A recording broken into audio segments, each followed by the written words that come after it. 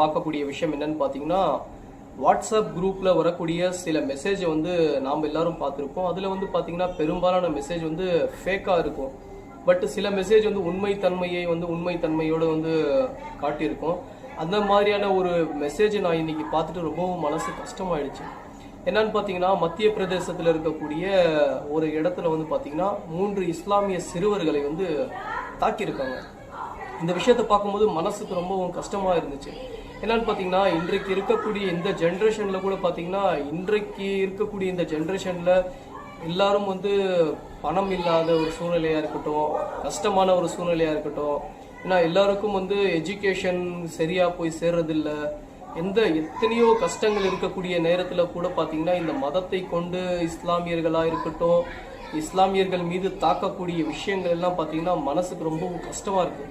அவர்களுடைய ரிலிஜனை அவங்கவுங்க ஃபாலோ பண்றாங்க. ஃபர்ஸ்ட்